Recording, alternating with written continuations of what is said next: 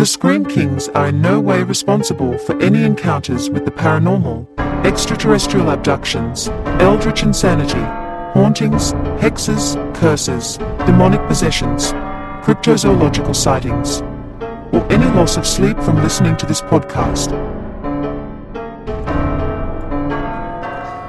This is the Scream Kings podcast. I'm Max George. I'm Nathaniel Darkish. I'm NJ Gallegos. And have a spooky Halloween! NJ, you had one job. I know, I fucked up. I got so excited. We are so excited for this episode. We are doing something we've never done before.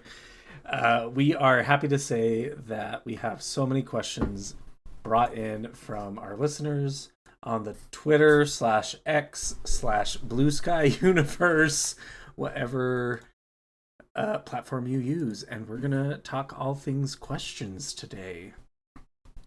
Yes. So, NJ, how did you get us these questions? How do you want to kick this off? How did your lesbian wiles bring us here? Yes. Well, I prowled through our friend list and our followers, and I said, who of the Scream Kingdom would like to ask them some questions? So we opened up the floor, and did they give us a quiver full of creepy questions. Oh my gosh, I love you. Thank you. Yeah, Scream Kingdoms, we've tried to do this in the past, but until we got a lesbian on the show, you did not respond. So thank you. Thank you, NJ, for bringing the magic of your feminine wiles. You're welcome. Finally, I can put them to use. All right. So yeah, I think... Well, Nathaniel, what were you going to say? I was just going to say, do we have any other housekeeping before we just launch into these excellent listener questions? I don't think so. This is going to be kind of a special Halloween episode. We're going to pull back from reviewing a movie or a book and answer these questions that our fans and listeners have brought to us. So it will be perhaps a truncated episode, but it is spooky season, and we are very excited to connect with our listeners and dive into what you guys want to know about the world of the spook. And also play some games. Yes, we have a fun Be Real lined up, and hopefully I can keep my record. But then we're also going to play Date That Demon! Those were the sound effects. Yes, Nathaniel, please cue in cheesy romantic jazz. Oh, I thought that was like some sexual noise. Oh boy. Pat, pat, pat, pat, pat, pat, pat, pat, pat, pat, pat, pat. All right, everyone. Like we mentioned, us three are very willing to answer any questions that we get on the internets, whether that be Twitter or the Instagram, the TikTok, the Blue Sky, which is now kind of taking over the Twitter X-verse. We are excited. We had a lot of good feedback on these questions. NJ, do you want to give us a little background on kind of how you received this information and what you compiled? Of course. So I put out a couple of posts into the Twitterverse. I'm not calling it X. Get fucked, Elon. Amen. Thank you. And yeah, we had a great turnout. We have a lot of great listeners who are very insightful. So essentially, we sent out a plea for, please ask us any of your burning questions. Anything. What's my sign? Please, sir, can we have more questions? And boy, did you guys deliver. Yeah, so... So would this be Oliver Twisted? Very Oliver Twisted. Stop it. We have all of your accounts listed here, so we're going to be shouting out all of our friends and family. The Scream Kingdom, as we have designed to be. As of 2 episodes ago. Yeah, and we are gonna lean into that, Nathaniel. It's going to be a thing. Fuck yeah. All right. Should we get started? NJ, Yes. did you want to provide any other context for what we're gonna do? It's a free-for-all, and it's going to be chaotic, and everybody just buckle up.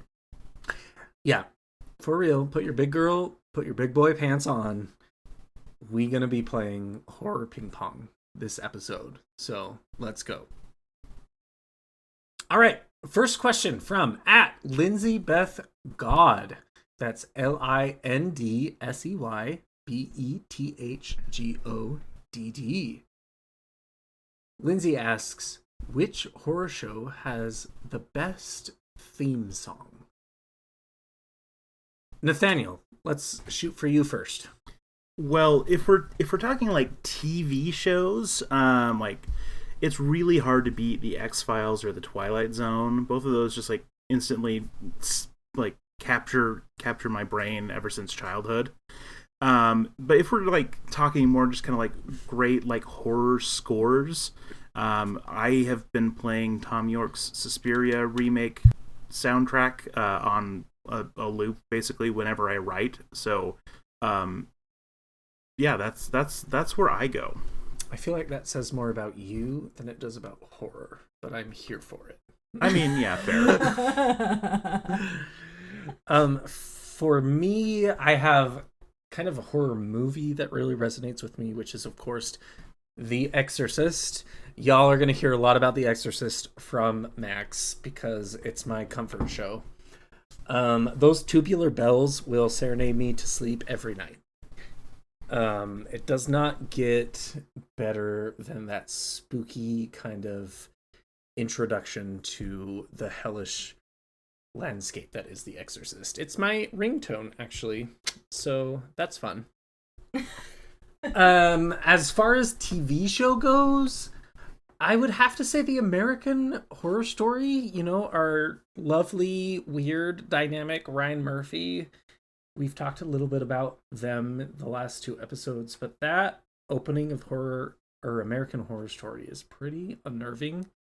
I remember being 16, 17, watching the first season and seeing that opening, and it really got under my skin. It was not comfortable. I think it does a pretty good job at kind of setting the tone, at least for the first 4 or 5 episodes. Yeah. NJ, your turn. So television, I gotta go Addams Family theme song. Oh my god. Love it. Love it. So and good. I don't have rhythm. I have to just admit this flat out, but the clapping or the snapping is very easy for me. It's a banger. I remember doing it on the school bus with some friends, and it was just it's a vibe, okay? And then I agree with you. Exorcist. That's my favorite horror score. We just watched that recently, and the amount of unnervingness that it builds up in you just listening to it, and you just know that you're going to be hit with just some terrifying stuff. I love it. Bravo. Yeah, it's kind of this weird juxtaposition of these like religious bells that you would hear in any sort of like Christmas pageant, but then not Christmas, demons. And it's just so fun. I love it. Yeah. Especially when we wake up at 7 a.m. and it's the Exorcist theme song, and I'm just like, yeah, this is great. And my fiance's like, the fuck? So, question about the Addams Family theme song. Does it not bother you that, like, all of the rhymes are ridiculously forced? No, I think it's charming. I can remember it. Yeah. Yeah, I would say it's so classic that I don't care, right? Yeah. Yeah, for me, like, I loved it as a kid, and I still, like, love the Addams Family, but, like, I don't know. I watched a bunch of, like, old episodes a couple years ago, and just the bad rhymes just started grating on me. I'm like, I like everything about this, except for just, like, a few of the lines just are so bad in terms of rhyming. Just so bad. Nathaniel, I think you need to embrace your childhood once again. Heal your inner child. I mean, I still watched like 15 episodes in a row, so, you know. Listen, And I watched the theme song every single time, regardless. if Lil Wayne can rhyme mansion You already in lost me. Wisconsin, the Addams Family can do whatever they want. Facts. Facts, facts, facts, facts, facts. See, you lost me at Lil.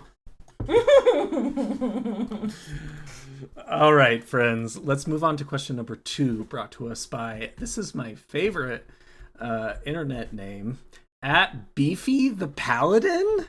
Please, can we be friends, Beefy? I love you. I don't know who you are in the internet world. I want to be your best friend and maybe make out.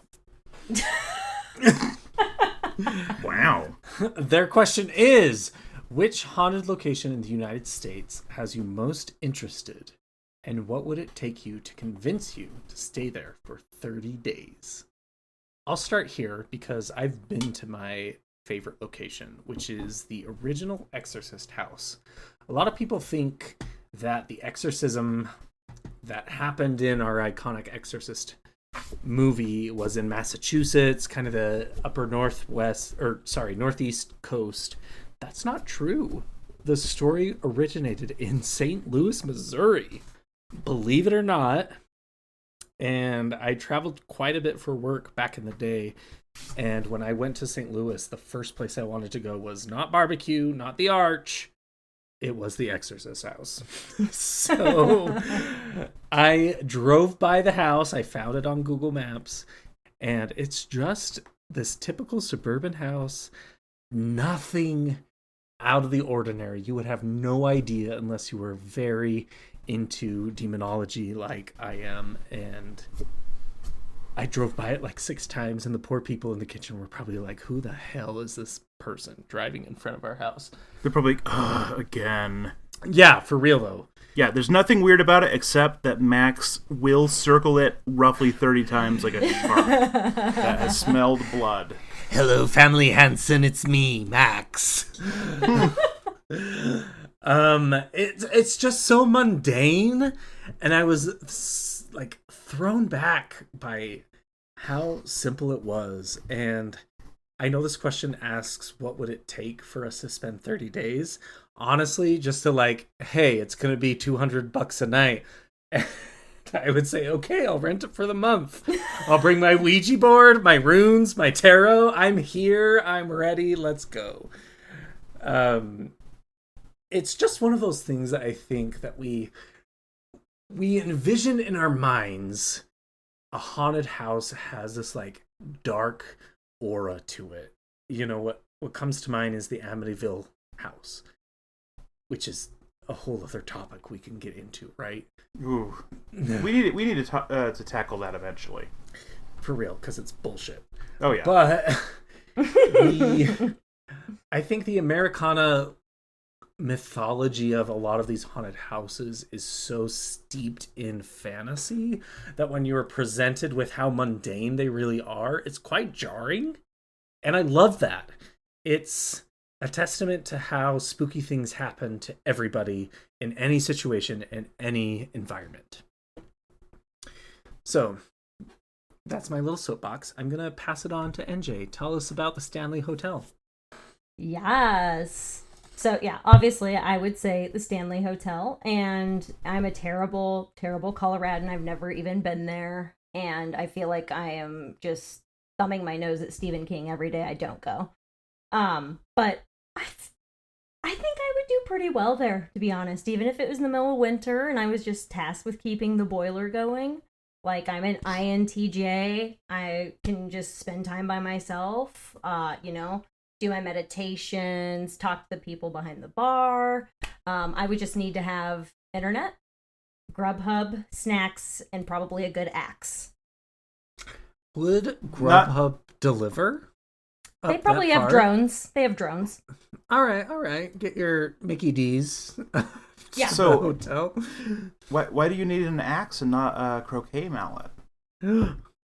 Axe feels better. I mean, fair. How about you, Nathaniel? Where are you going to stay? So my choice would be the Winchester House. I think, as I've looked into it, that like all of the stuff about it being haunted and her, trying to allegedly trap ghosts in it, or whatever nonsense that people say about it, is all in fact nonsense. It really just kind of boils down to a lot of her neighbors disliked her because she was constantly doing construction for many, many years. And so that was like a pain in the butt. But what if? But maybe. But regardless, like I just love like really like weird architecture and stuff like that. So all it would take for me to stay there is just like if the tours could be paused, so I could actually like not have people like walking through whatever weird room I've set up in every like 20 minutes, and then I would be golden. You can even still do like the weird projection show that they do now and all that stuff. I just sign me up. Plus, what if they put you as part of the tour? They're like, look at the writer here, he's losing his mind. Oh, all work and no play makes Jack a bad boy. Yes, a bad boy, not a dull boy. I had to embellish, Nathaniel. I had to. Well, it only works if you have like a ball gag in your mouth while typing a bad boy. Jeez. Who says you wouldn't? Yeah. Let's talk to your wife. The Winchester House, I actually have a mug from it. My sweet mother went to the Winchester location and did not invite me, but she brought me a cool mug. So thanks, Mom, but also take me with you the next time. But also, what the hell? Okay. Thanks, Melissa. All right. Our third question. Which haunted location outside of the United States would you like to visit and why? This is brought to you by @Chackers84. That's CHACKERS 84. NJ, we'll hit you first. Chernobyl. The amount of just tragedy that happened there and the leftover energy, I think, would just be chilling. And if the ghosts don't kill me, at least the radiation will. And then I can also pet the radioactive puppies before I die. And I'll be happy. You can pet one puppy's head and pet the other puppy's head, and it's just one puppy. Magical. I went to Paris, France several years ago, and the only thing we did not do was go into the catacombs. The catacombs are so magical. Oh my god. I want to go there so bad, and I think the juxtaposition of this beautiful city of diamonds, the Eiffel Tower, Sacré-Cœur, Notre Dame, juxtaposed.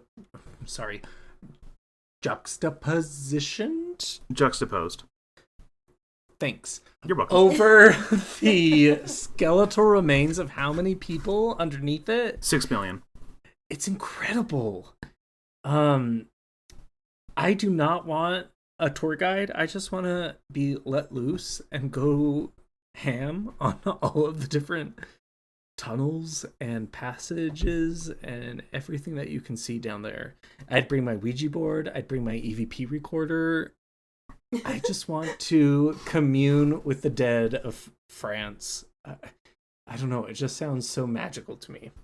Having been to those catacombs and having waited 6 hours for it, worth every minute of wait. It was so great. I'm so jealous. Easily one of my favorite experiences of my life.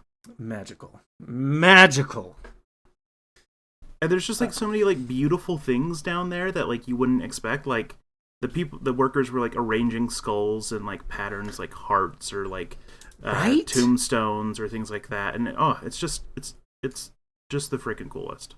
Well, and one of my favorite things to do is just watch people, when I go to a train station or an airport, and just this idea that the world is so huge and there are so many lives outside of our own, and to go to a place where, who are these skulls belonging to? What's their life? Who are their parents? Did they have kids? Did they have pets? What were their hobbies? Did they like X, Y, or Z? It just blows my mind, and it would be magical to see. So one day I will spend the night in the catacombs. That is getting trickier, but still would be really, really rad. Don't tell me what to do, Nathaniel. No, I'm just saying. No, I'm saying do it, and also invite me because I want to go. Back. How about your place, Nathaniel? I really couldn't narrow it down to any like one specific thing. There's lots of cool haunted places I want to go. Like I really, really love castles, just because I was, like a fantasy knights and wizardy kind of kid. Nerd. Yeah, you could phrase it that way, and be dead on. Make sure you don't forget your cod piece. Oh, I don't go anywhere without it. 'Cause you need it. Because of girth? What are you saying? All right, keep. But yeah, so I mean, there's lots of castles that are haunted. I would just want to go to all of them. I also like find stuff like the Suicide Forest really interesting in Japan. Like, I wouldn't want to see anyone who has killed themselves, but like the forest itself is actually just super gorgeous. So like that would be kind of cool. I hear it has a really weird vibe to it. Yeah, I think it can be two things, right? I think there's kind of some lore to it. I agree. It'd be really cool to kind of go there and feel the energy, but also respect that a lot of people have done terrible things in this location. Yeah, that's exactly it. Like it's fascinating that it has this draw for something so tragic. Yeah. And just like, I don't know, trying to understand the dichotomy of that versus like the natural beauty of it is, I don't know, it's just the kind of thing that like I would just want to not spend tons of time there, but like go and just like sit, a little bit into the woods and just be like, I'm just gonna think about this for a while. I think it kind of brings an air of hallowedness to it. Yeah. Perhaps it's not sacred in kind of a positive aspect, but energy has been released, and you can appreciate that. Yeah, and especially looking at like a lot of the customs with like around Shintoism and stuff like that, and how that has kind of informed like Shinto rituals and stuff in the area. Like I would just be really interested to like talk to a Shinto priest in the area and things like that. I don't know. It's interesting to me, but yeah, I feel like a lot of the ways that it gets brought up in a lot of like pop culture, with say the Suicide Forest movie or whatever it was, that it was terrible. Just is just so like disrespectful and stupid. Like I think it's interesting because it is that combination of life and death. Agreed. Yeah. If I can take you to the catacombs, can I come with you to the Suicide Forest? Deal. So nobody wants to go to Chernobyl, is what I'm hearing. Not even a little. Yeah. Hard pass. Whatever. All right. Question number 4. As we move away from the desolate Russian area of Chernobyl. Ukrainian? Oh, sorry. Excuse me. This comes from @girl_Archie. That's @GIRL_ARCHY. Funniest horror movie. I love this question. Thank you, @girl_Archie. Or maybe girl-archy? Like girl anarchy? I don't know. Mine is very underrated and not very well known. It's called Get Duked. We watched this for our horror movie marathon a few years ago, and it is so good. It's I believe, a Scottish film about a bunch of kids who go out on this like camping adventure and get into some very sordid adventures. The less you know, the better. But I cannot tell everyone how much this movie made me laugh. It's so fucking good. Go watch it. And it has Eddie Izzard. Yes. Go watch it right now, guys. It's so good. NJ. They may not technically be scary movies, horror movies, but I'm gonna say them. Scary Movie and Scary Movie 2. Like, they're like my humor. It's 12-year-old teenage boy dumb shit humor. Anna Faris is like, just everything Anna Faris does is comical to me.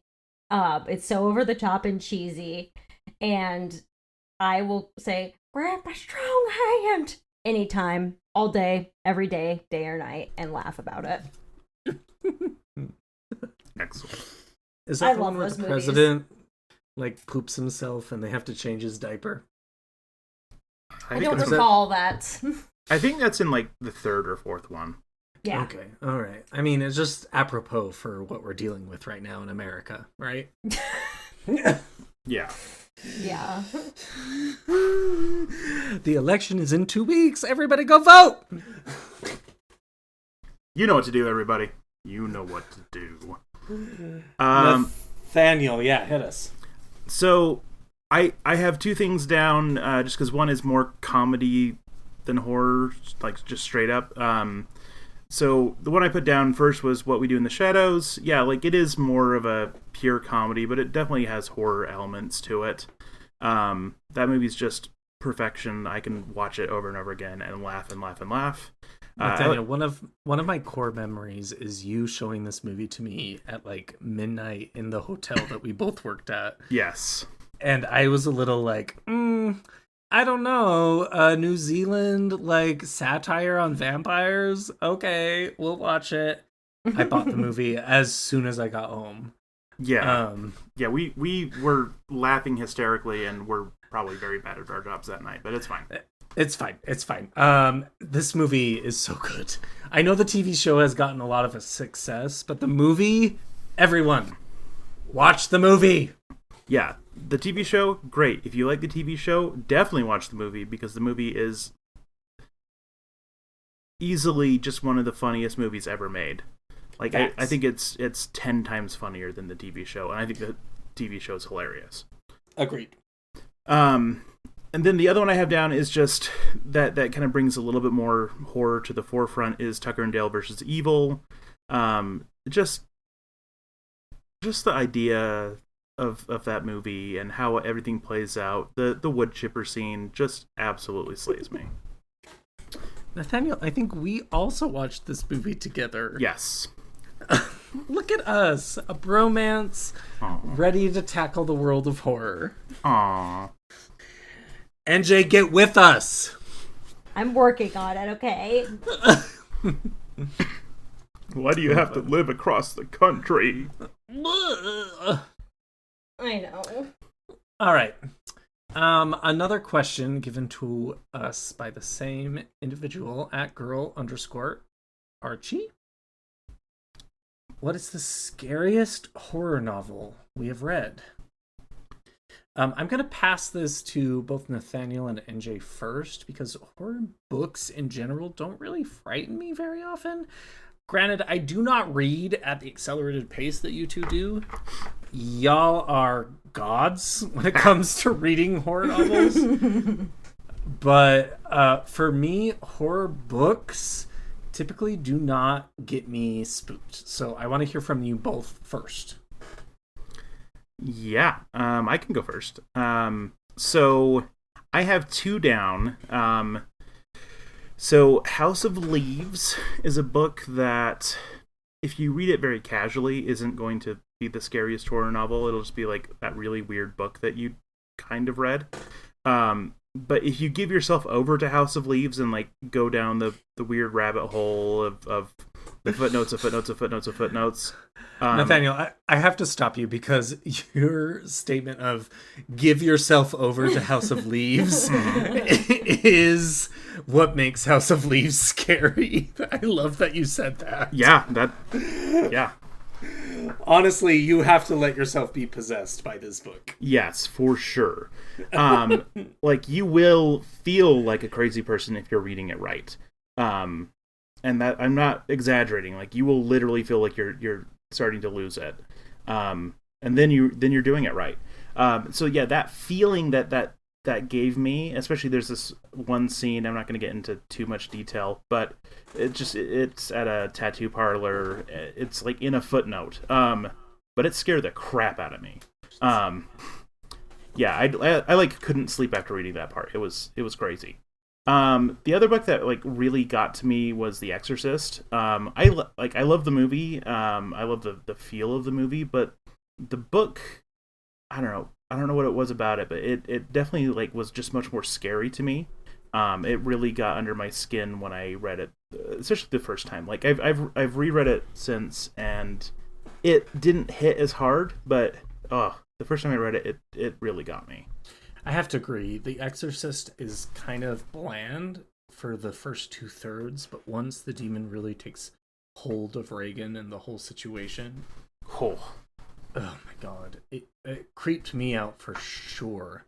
I think you and I conversed back in the day of like, I'm reading The Exorcist. It's not that scary. It's not that scary. It's not this scary. Oh, fuck, Nathaniel. It's scary. Yeah. Yeah, I'm like, just trust me. Keep going. Yeah. I remember you being like, what? Like, why do you hold this up as so scary? I'm like, hold on. Just trust me.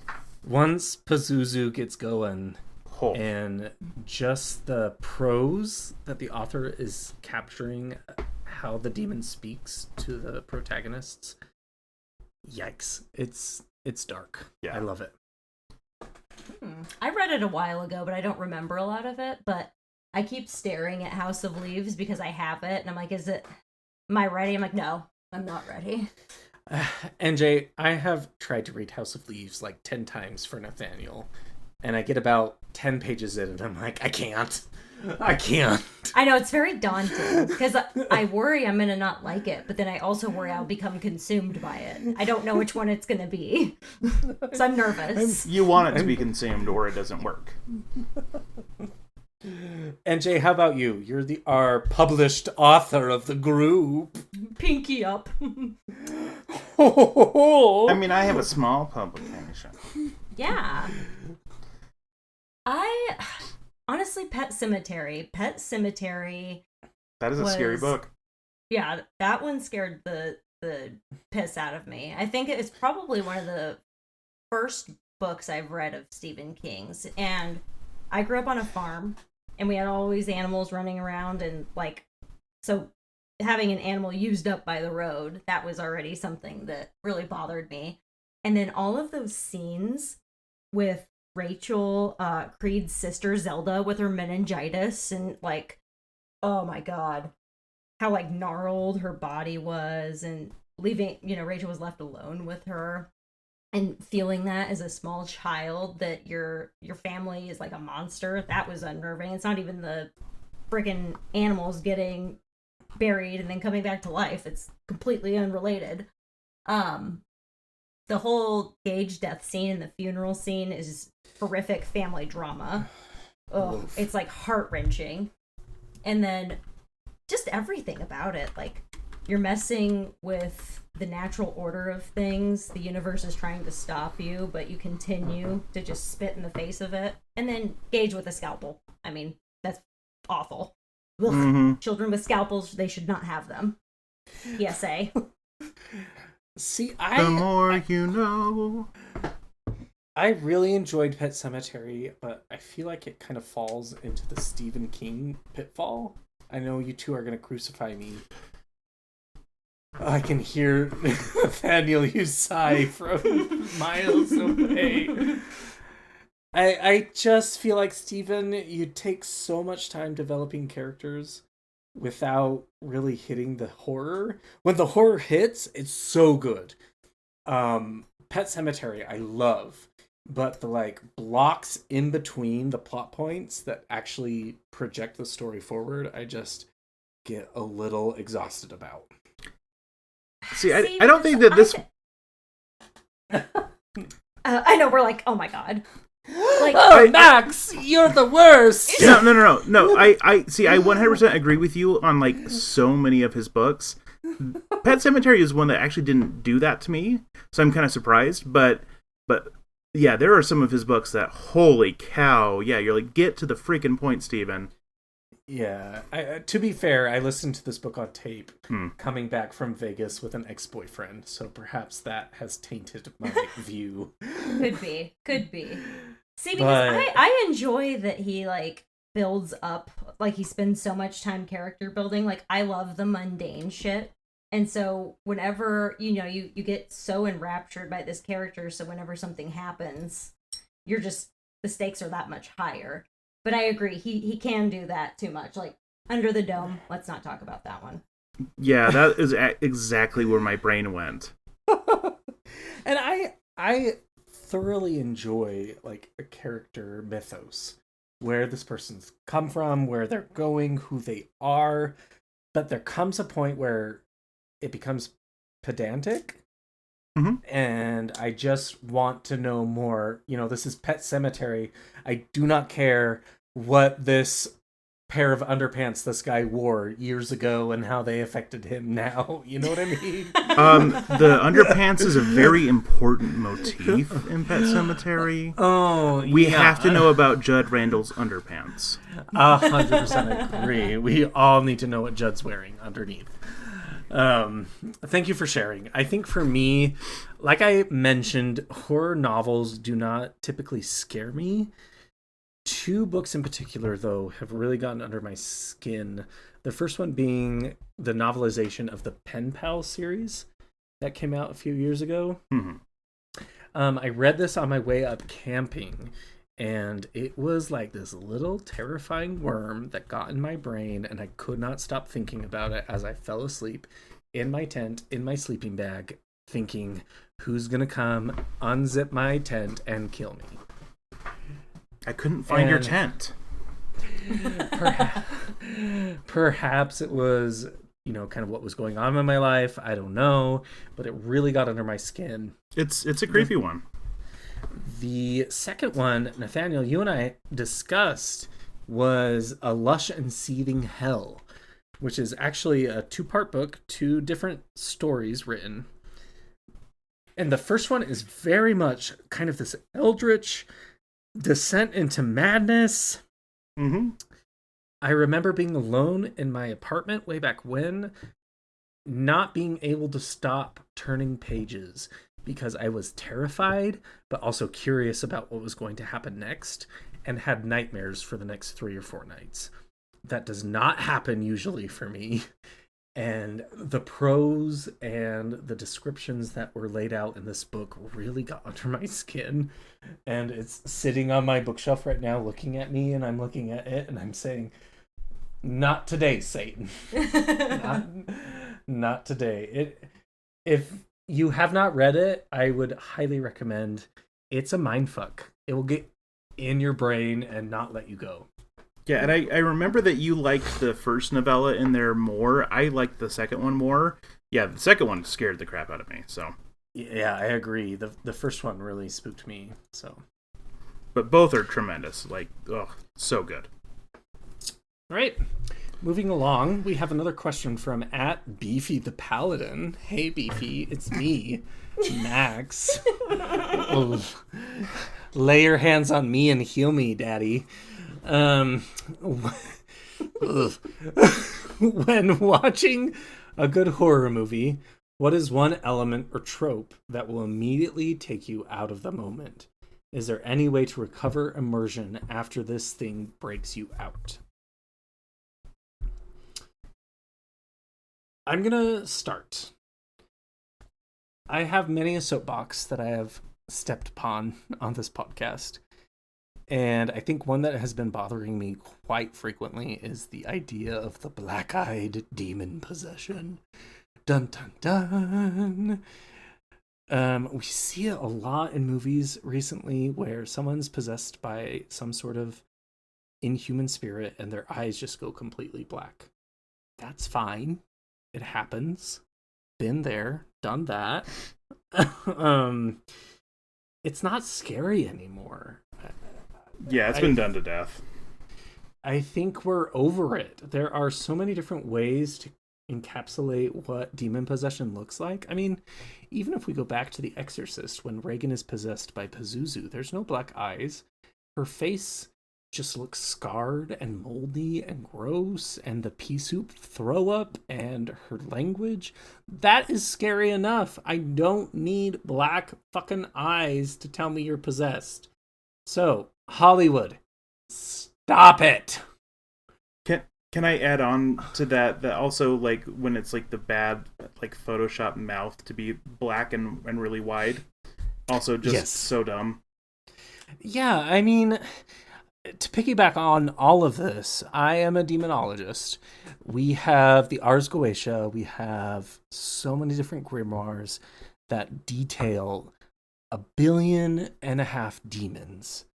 We do not need to make up any demons. Directors, producers, listen to Max right now. There are so many demons around. You do not have to create one to be spooky. I'm sick of it.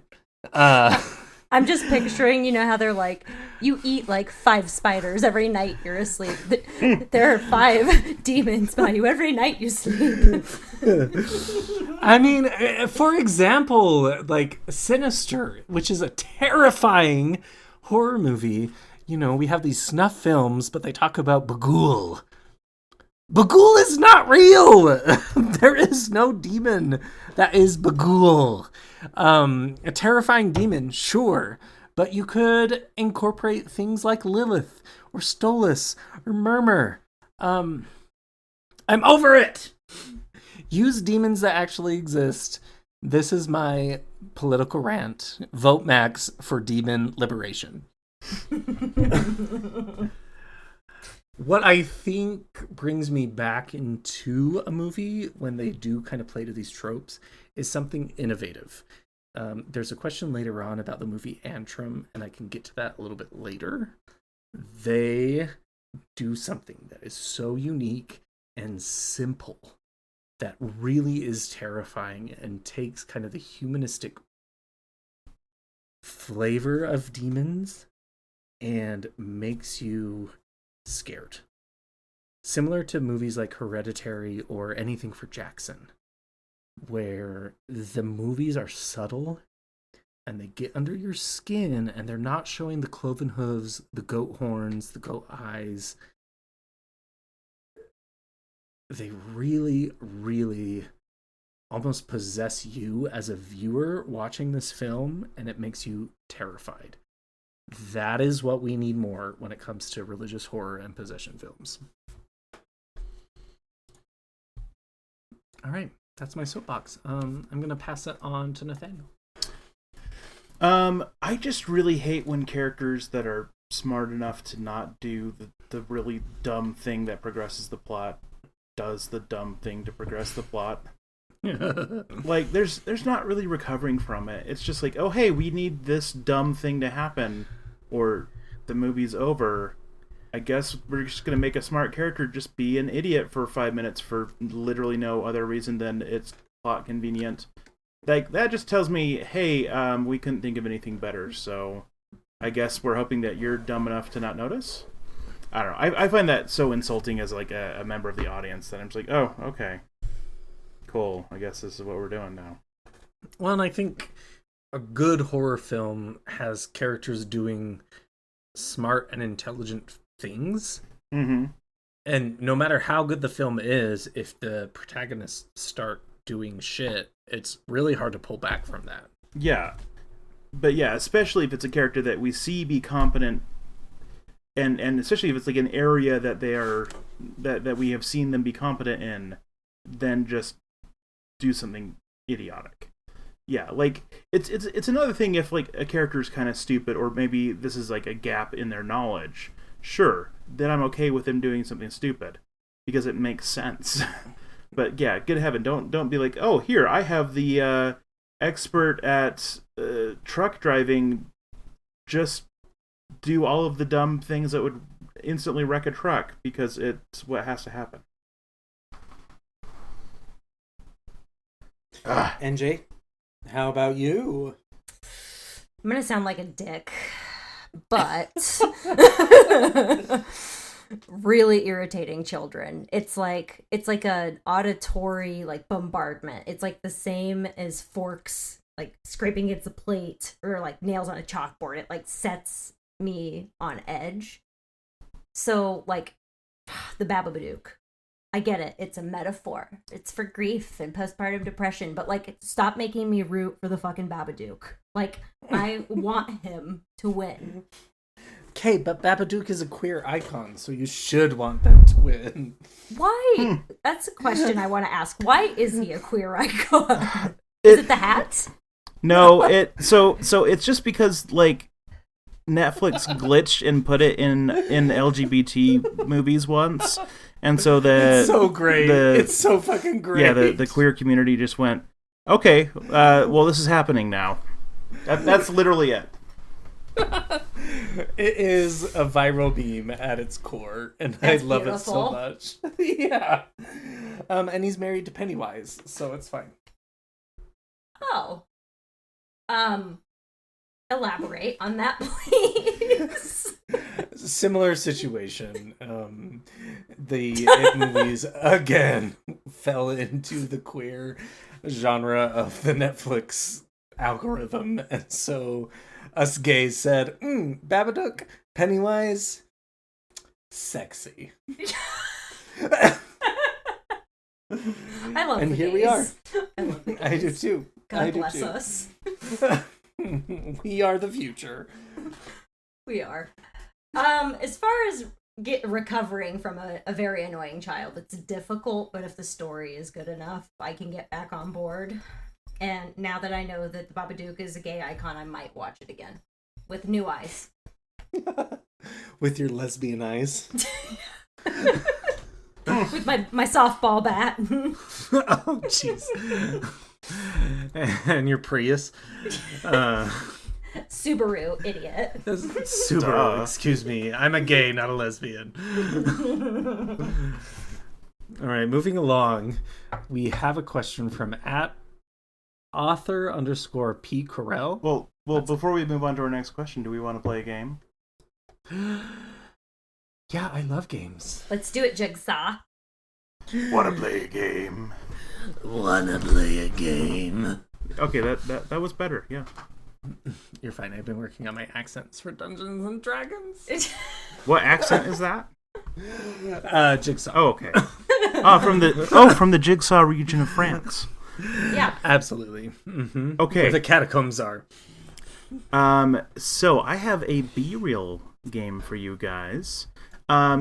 It's been a minute, so I'm just gonna, just for the sake of any newer listeners, run through the gist of how this game works. Basically, I'm going to read the titles and descriptions, and also a single review for 3 different movies. 2 of these are 100% real, and one of them I made up. And my 2 wonderful co-hosts will try to determine which one is the imposter. The giggles are real. Yes. Because these movies are bonkers. Yes. So the theme this time is running with Bigfoot. So our first film, coming from the year 2021, is Biggerfoot. A team of Sasquatch experts are hunting for the legendary Bigfoot, but they get more than they bargained for. Biggerfoot. Will they survive the night being hunted by Bigfoot's bigger, meaner cousin? Overall rating on IMDb is 1.8 out of 10. And the review gave it a 1 out of 10 and simply said, please never let them make Biggest Foot. Our second film is Bigfoot Exorcist from 2024. A demonic cult summons Bigfoot to kill. Claude gets attacked, inheriting Bigfoot's curse to turn into a bloodthirsty beast nightly. I can't. A non-exorcist tries to free Claude from this nightmare before it's too late. Oh my God.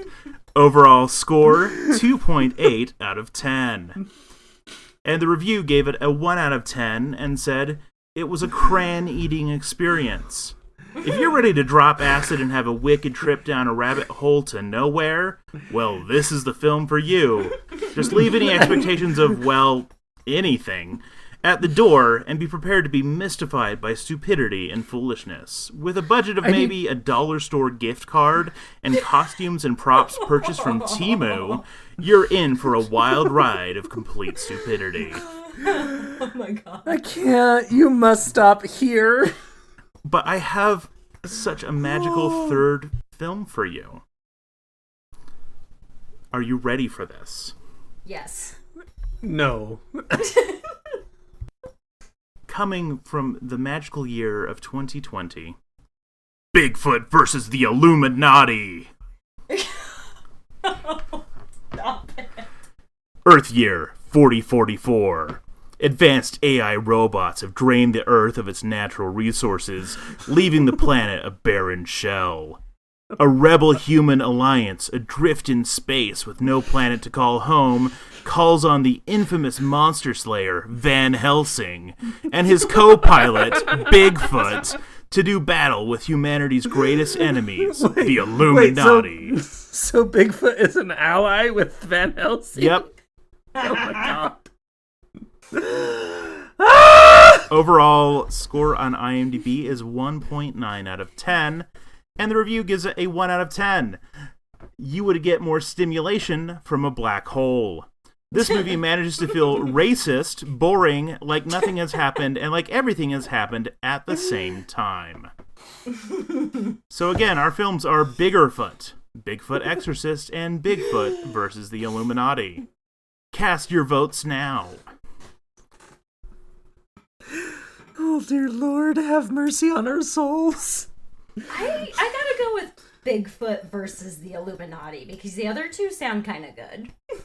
Okay, so... You can go straight to hell, MJ. All right. Nathaniel, you and I have known each other since, what, 2016? Way before that. Yeah. 2006. Sorry, 2006. It's like you forgot your anniversary, nerd. I know. We were in the changing room playing trumpets together, and I said, who the hell is this emo? I wasn't emo. I was just somewhere on the spook drum. Did you say changing room? Yeah, we practiced trumpets in the changing rooms. Why? Because our school was ghetto. Yeah. Ask Mr. Anderson. I will. If he hasn't died of cirrhosis of the liver. Bringing it back. Yeah. Okay. I'm channeling my Max Knows Nathaniel energy. I'm going to say Bigfoot versus the Illuminati, and what's the other one? Bigfoot Exorcist. And bigger are catering a little bit too much to Max's interests to try and convince him that they are fake. So my vote is the Biggerfoot because it's kind of the black sheep. Okay. All right. So Biggerfoot and Bigfoot versus the Illuminati. Final answer? Yes. Yeah. Biggerfoot is the fake one. Hell yeah! I don't even know, man. I don't know how you do this. I've known him for quite a while. Yeah, It's impressive. Just like, impressive. more than half our lives. It's I know, right? I've known you more than I haven't known you. Mm-hmm. I'm so happy. I'm proud of you, Max. I do want a biggest foot and then a more bigger foot also Biggest to come foot. out. Yeah. Biggest story. The biggest foot. We should watch The Bigfoot Exorcist. Oh, I can't. I'm too busy. I'm gonna be washing my hair. I'm sorry. Y'all are forcing me to watch the Snowman movie and Catnado. I cannot. Yeah, I'm Fine. not sure if I'm emotionally ready, psychologically ready for Bigfoot Exorcist. I mean, I'm probably gonna watch it if Riff Tracks ever does it, but I don't know if I can do it without that. That's fair. I That don't would be think I'm amazing. gonna raw dog that one. All right, Nathaniel, thank you for a wonderful Be Real movie. I have thwarted you once again. Yes. That is 9 victories out of 10 for Max. I know. Yeah. It makes me sick. I did lose one. It's your prose, man. I think you gotta shift up your prose or have your wife write the prose. Maybe, but I will say on this one, I even fooled her. Plot twist. I know. Because I always run them past her. All right, friends. Our seventh question of the night is from @author_Pete Carell. That's @AUTHOR_PCORRELL.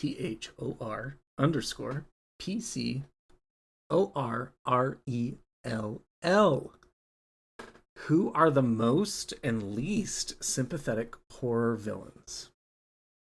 NJ, hit us.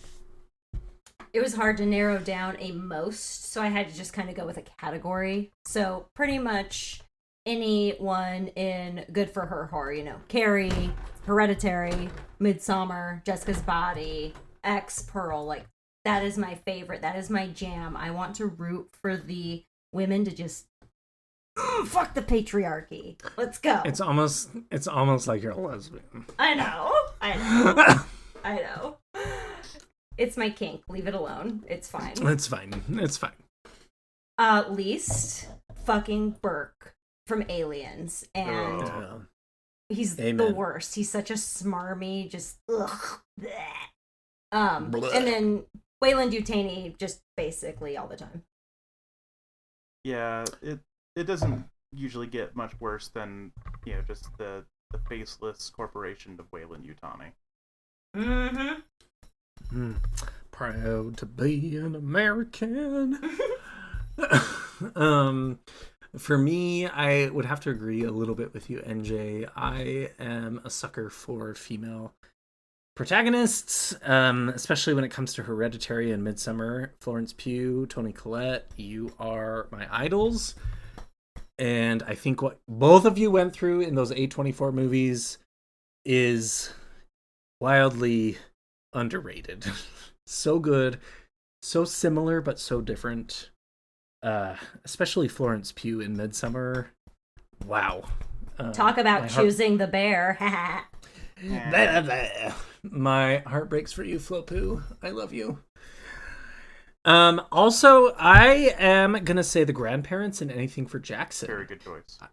I know they are supposed to be kind of the antagonists of the film, but they really are kind of getting into the satanic ritual and summoning for the cause of returning their loved one from the dead. And they are not inherently evil, they just get into evil machinations. And the dichotomy between that is so fucking twisted, and I love it. They're these sweet old grandparents who are summoning a demon to try and bring back their grandkid. It makes me ooze sympathy. I love them. Such a good movie. I'll bake you cookies. Jima and Jipa. Least favorite? I am this person, so the two of you can't say anything. But the dork in the Evil Dead remake who finds the Necronomicon is like, oh, I'm gonna open this and read it. At least you know that it's you. He gets what's coming to him. It is me. If I found a cellar of demonic things and y'all were like, we gotta get out of here, I'd be like, I have to do some research, give me a minute.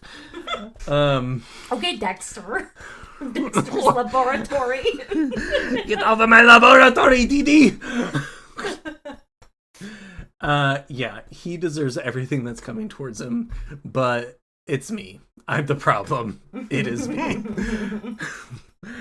The other two, I think, are perhaps kind of odd. I think Ghostface from Scream 1 is kind of unsympathetic, right? We have these two serial killers who are just trying to, do what the fuck they want. Stu and And, Billy. like, there's no motive behind what they're doing, and sure, that's scary, but it also does not provoke any sort of empathy. Yeah, and then Michael Myers, kind of similar. He goes to jail, he gets out of jail, and what does he do? He goes and sniffs all the girls' panties while kills them.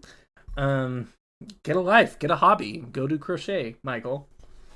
That is his hobby. He's really hard to connect with because he's just a nothing burger.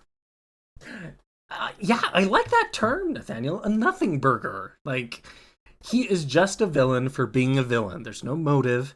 And even when we talk about Ghostface, like, there is a motive, regardless of how chaotic it is. There's a motive. But Michael Myers, he's just a killer to be a killer. And that's kind of boring when it comes to horror films. Yeah. That's fair.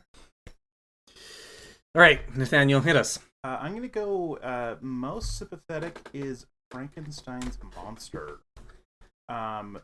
Particularly looking at the book, but I mean, really just the idea of being created and instantly being rejected by your creator to such a degree that you don't even have a name. You don't have the potential to have love or affection or even just like any semblance of good in your life. Oh, it's such a tragedy. It's such a gut punch. But like it. Yeah. So Frankenstein's monster almost fits within a lot of those kind of like good for him, I guess, in this case. Just like, man, yeah, he does wreck some fools, but like most of them, it's just because he really wants to make Victor Frankenstein pay. And it very, very sympathetic. Least sympathetic is pulling from Silent Hill. Either the first game or the first film. Dahlia, who is the mother of Alessa, who is basically this like scary lady who is sacrificing her daughter to a cult just because it will maybe benefit her. She's the worst. She's like the reason that like most of Silent Hill happens, frankly. And she is just a terrible human.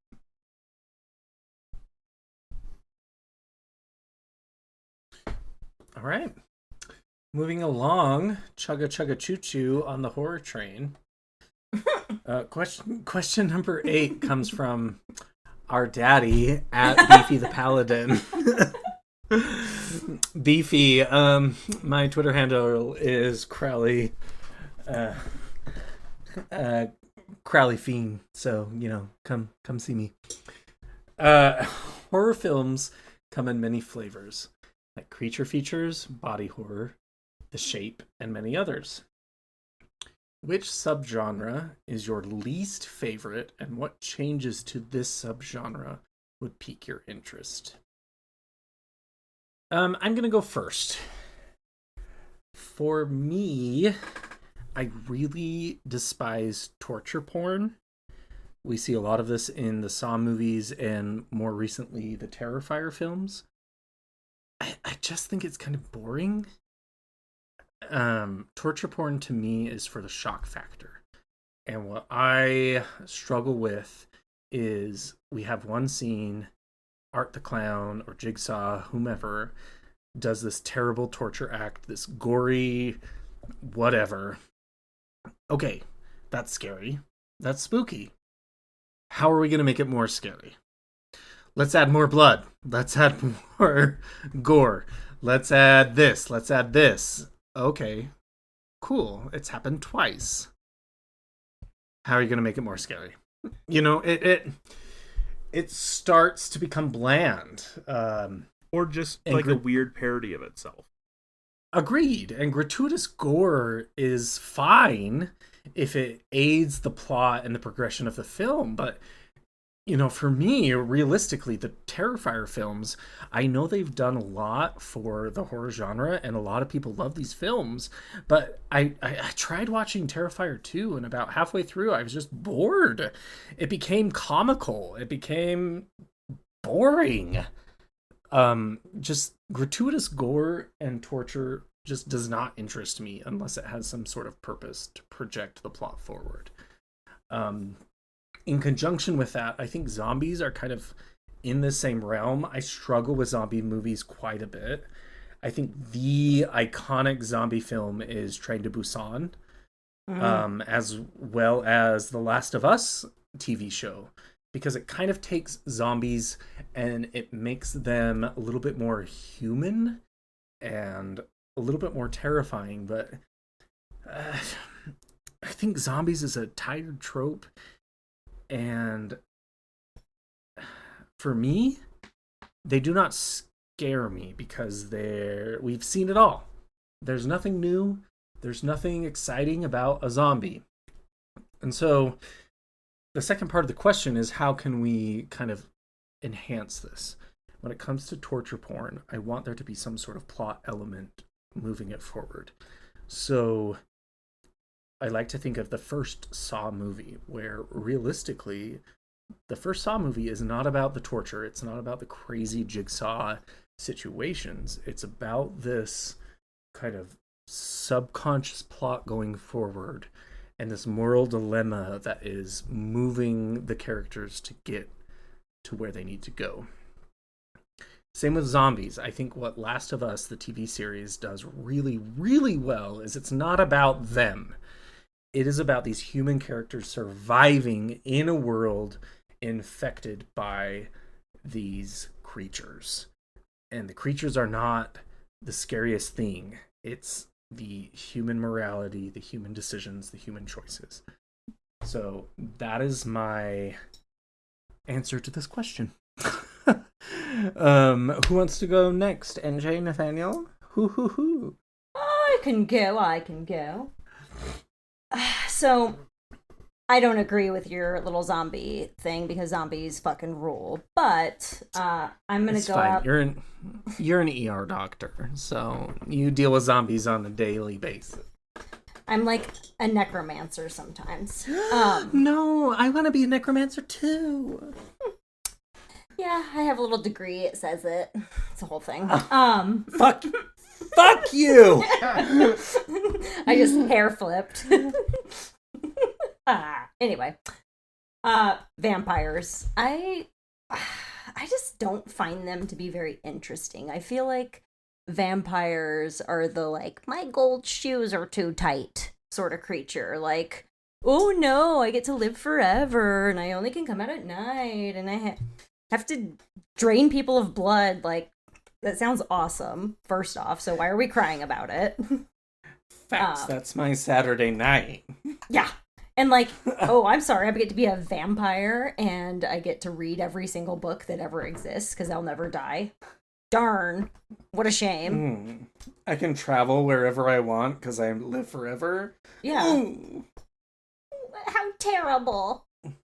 So, I will say, though, like, Midnight Mass totally reinvented it for me. Like, that just, Thank you, Mike Flanagan. Do not get me started on Midnight Mass because I will cry and just go off on a philosophical diatribe of how that show changed my life. Oh, so good. And Kate Siegel, but, call me. You want to make vampires interesting? Make them lesbians. You're describing so many vampires right now. Yeah, but like I want specific ones. Like I want it all to be Carmilla. Have you read Carmilla? No, is she a lesbian? Yeah, it was 20 years before Dracula. Yeah. All right, I'll add it to my list. See, I need to just give it a chance. Yeah, Carmilla was super revolutionary as far as like queer literature goes. She was this female vampire who fell in love with a female human and kind of this conflict between the two of them. Okay. All right. But thank you. There's a really good Audible like full cast adaptation of it that's really, really good. I'll send you a link. And then obviously, like Twilight is amazing, so I couldn't even do it. If you look through vampire lore, NJ, you're going to see a lot of reference to Carmilla. Ooh. Even like the Netflix adaptation of Castlevania, the video game, one of the main antagonists is named Carmilla. So you need to jump on the Carmilla train and go choo choo, lesbian station, here we come. One ticket. Nathaniel, how are you? I'm not super big on a lot of disease horror. Like, I'm okay with like disease that can like result in like a monster or something. That can work for me. But like, Pause. I'm gonna pause you real quick. What do you mean by disease horror specifically? Can you explain a little bit? so like, a pandemic is like ravaging things and it's gross and like the Bay, for example. Okay. Or yeah, just anything where it's just like, oh, some ghastly pandemic. Like or Contagion. yeah, Contagion. Anything kind of like that. I don't want to watch it. I don't know. It's usually just, people throwing up a lot, and I don't handle throwing up very well. Makes me gag. Or really just, kind of along those lines, a lot of post-apocalyptic stuff. I mean, and that can be zombies, that can be other post-apocalypses. I'm just kind of burned out on it. I'm done with it. I'm really, like, every once in a while I find something that really, really works for me. I feel that though. I feel like we're kind of past the point of post-apocalyptic. Yeah, it's just, I've seen so much of it. I've read so much of it. Like, frankly, I'm just gonna say it. The Stand, not a very good book. Go fuck yourself. You can go fuck yourself in the butt. No. It's All okay. right. I've never read it, but I'm gonna lean into the drama.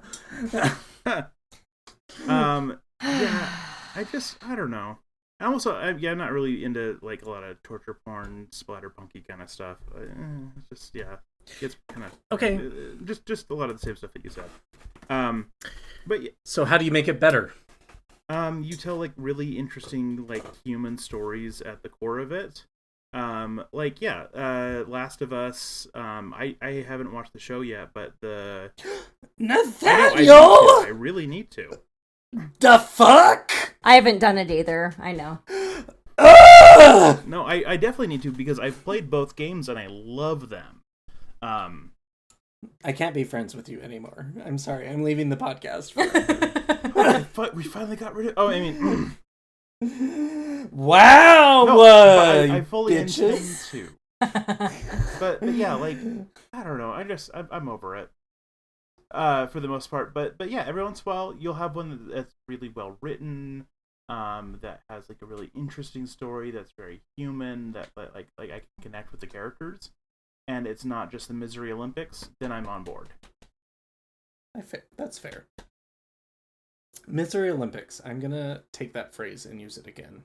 You're giving me all the good stuff today, Nathaniel. Yes. All right. Moving along, we have another question from at Wesley Menard 1. That's at WesleyMenard, the number 1. Best zombie. Oh boy. Speaking of, should I kick this off? Sure, go ahead. Ed at the end of Shaun of the Dead.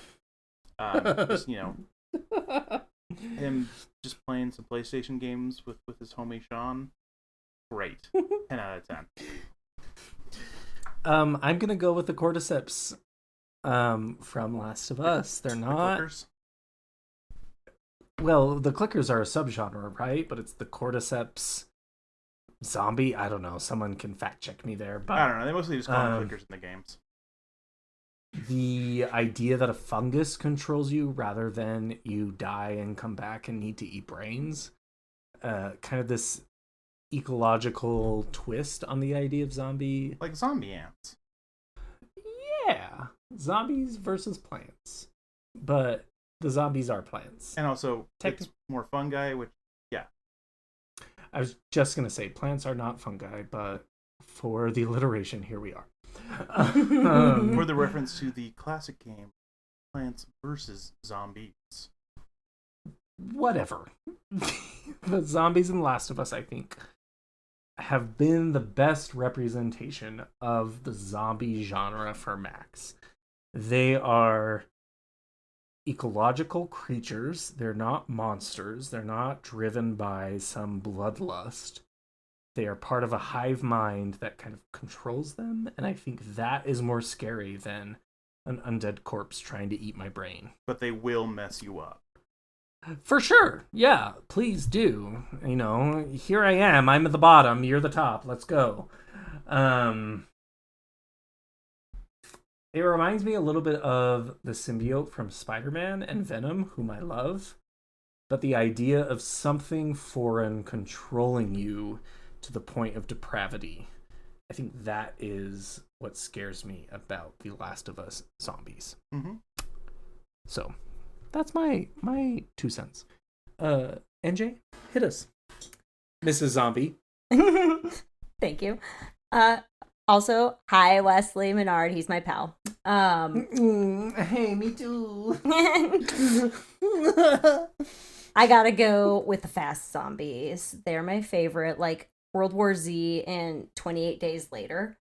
There's a scene in World War Z whenever they're realizing that the outbreak is happening and they're outside and you just see the wave of people changing and like the change. Oh, and that's a cool scene for sure. Yeah, the unstoppable horde. You know, like you cannot do a thing about it. Like a shambler, like you just have to speed walk. Like it's embarrassing. Like, oh no, I just have to walk a little fast and I'll get away. Like get a fucking life.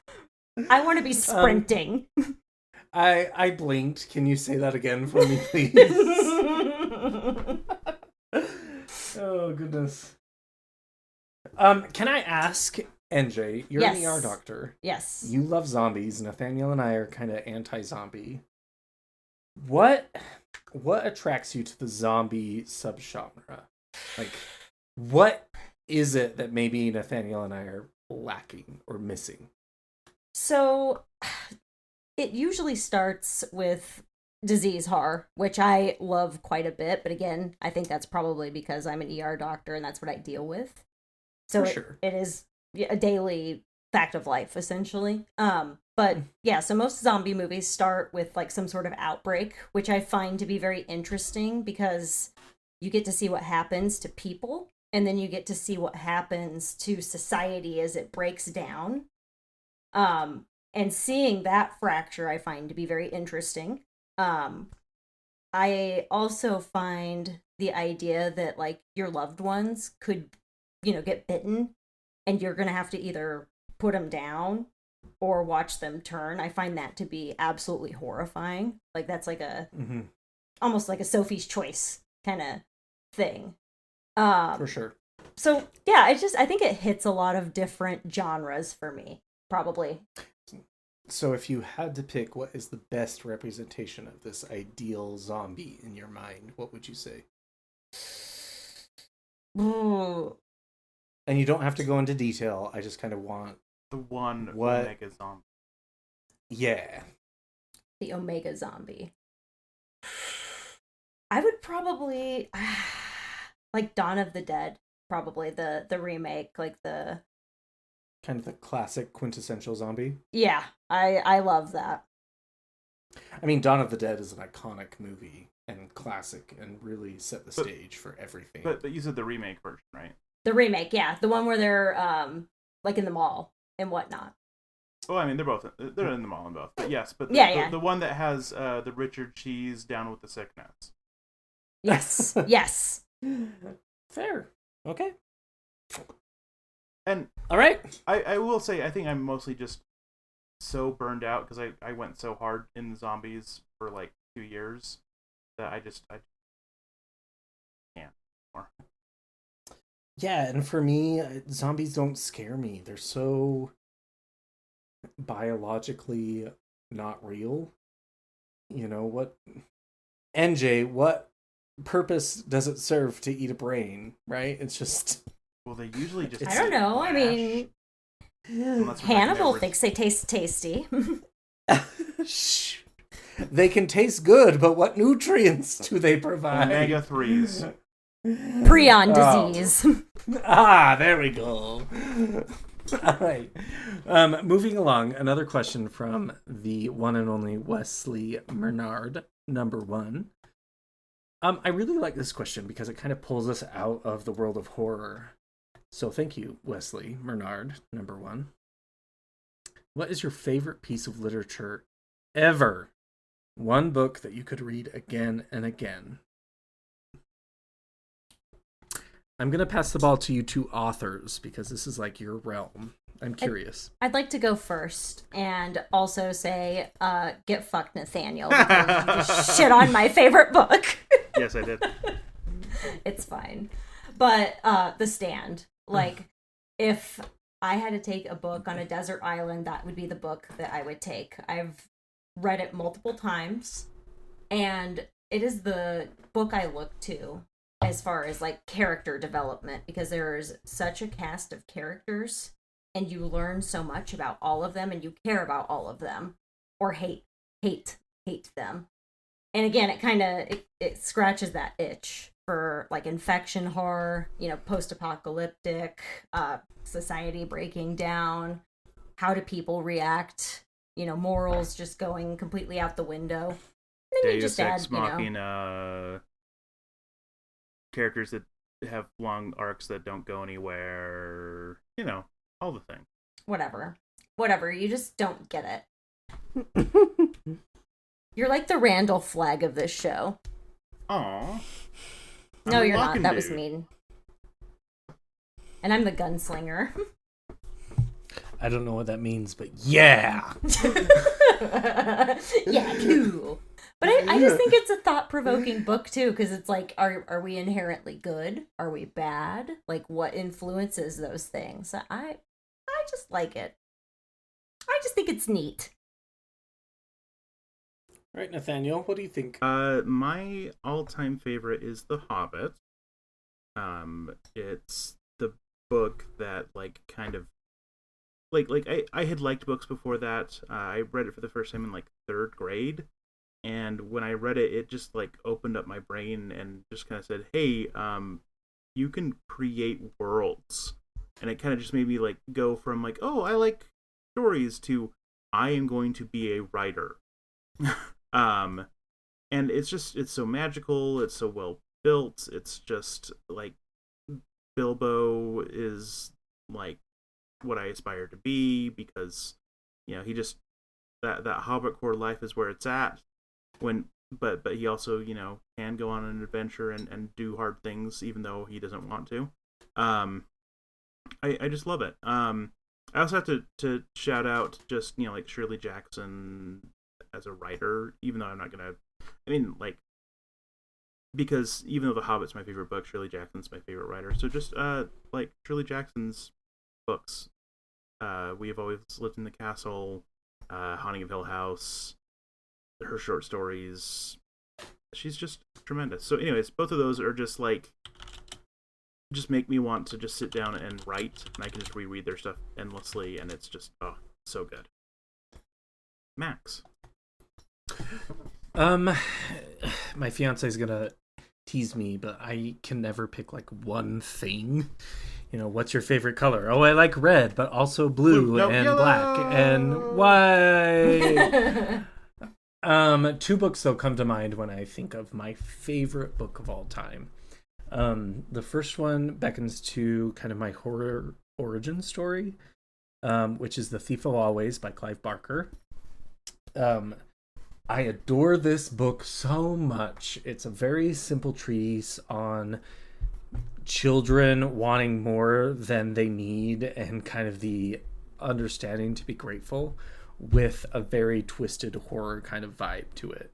I read this book in the 4th or 5th grade, and my teacher came up to me and was like, your parents let you read Clive Barker? And I thought, yeah, this book is fine. Why? So then I went to, yahoo.com at the time and learned about... Ask Jeeves. the glory and the queer queer representation that Clive Barker brings to the horror world, regardless if it's kink or fetish or just representation of queer culture. Clive, I love you. I want to meet you. You are my idol when it comes to the horror world. And The Thief of Always is something I always try and read every year just because it takes me back to that nostalgic time of my life, discovering horror and why it's fun and why it's spooky. Outside of the world of horror, though, a book that I adore very, very, very, very, very much is The Life of Pi by Jan Martel. Y'all may have seen the movie adaptation. There's a Broadway musical, I believe. The book, to me, really saved me in a time where I was deconstructing the Mormon religion and trying to decide who I am outside of this culture that I was raised in and what I believe as far as... I don't believe in a Judeo-Christian religion anymore, so what do I believe? And Life of Pi really helped me kind of grasp that divinity in a different way. I try and read it every year, especially this time of the year around Thanksgiving and Christmas, to just try and re-elevate myself to what I want to focus in on and keep in mind the coming year. So I have a signed copy by Jan Martel that is on my bookshelf that I will never touch, and it is sacred to me. And I love it. So, those are my books.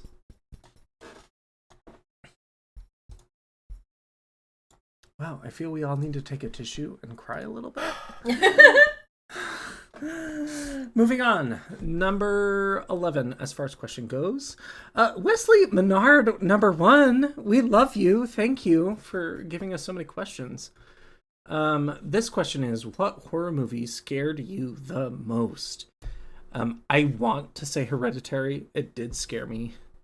We have a whole episode about that. I'm not going to say Hereditary. There is a super cool indie movie called Antrim. It is about these two kids who they are grieving the loss of a family member, and they go into the woods and kind of begin this journey of recovery. Little do they know it is a journey into hell. It's not this like classical portrayal of fire and brimstone, cloven hooves, all that bullshit. But they encounter a lot of different scenarios that are really dark and depraved and spooky. And at the very end of the film, you meet the demon that has kind of been haunting them. You can look it up on YouTube. Through the course of the film, there's a lot of demonic sigils and demonic symbology that's going through. And the last scene, if I think about it too hard, it's going to scare me, is this image of this demon who's like plastered in this black ichor with these huge white eyes, but it's also kind of put back in the shadows, and it just raises its finger and slowly and subtly it just beckons you with this finger and kind of points you towards him. And by God, that fucking scene scared the living shit out of me.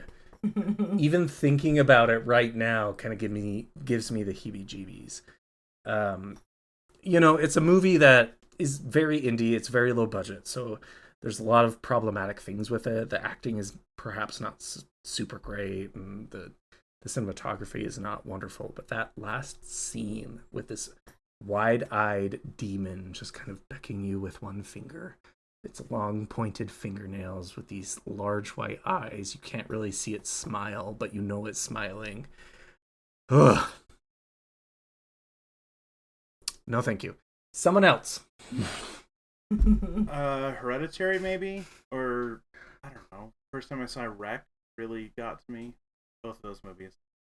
Nothing more to say than just, wow, they really got to me. NJ.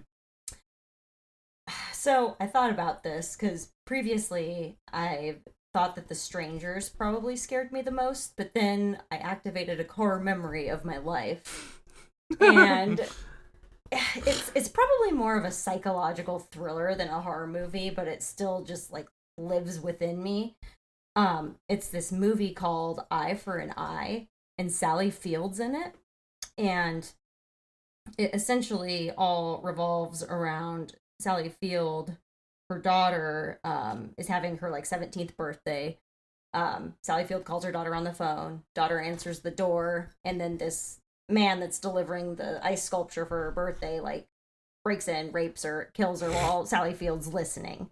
And then so she's like mourning this, and this psychopath is like kind of stalking them, going after the younger daughter, and just watching Sally Field like lose her shit and then start to go into like revenge, mama bear mode.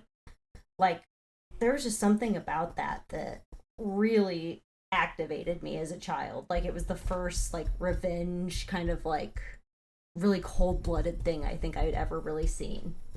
It's a really weird sequel to Mrs. Doubtfire. Real weird. Sorry, I couldn't help myself with Sally. Sally Field is amazing. I'm sorry. I'll watch anything with her in it. I'm sharing you both the Antrim link. You don't need to watch the 20-minute film, but just watch the very end, because it will also scar you for life. Thanks, Wesley Menard, number 1. All right, moving along. We're about to wrap up here as far as our questions go. We have 2 left. Question number 12 comes from our resident daddy at Beefy the Paladin. What is your favorite modern urban legend? Things from the internet age. They mean such as Slender Man or Siren Head. Do any of them give us the creeps? Are there ones that you wish would go away? I can perhaps start us off because I think Slender Man has become very problematic. Slender Man as a creepypasta was very scary. Very spooky. The idea of a spooky creature in the background with his stupid bow tie and whatever. Not cool. Not cool. But unfortunately in 2014, we had these 2 innocent girls, Anissa and Morgan, who lured their friend Peyton into the park and stabbed them 19 times to appease this fictional character of Slender Man. That's dark. That's taking a creepypasta and kind of taking it to the next level, right? Really tragic situation, and hopefully the family of Peyton has found some peace and can move on from this crazy situation that happened. Didn't she survive? I believe. Yeah. Did she? Regardless, if you're stabbed 19 times. Yeah. Real bad thing.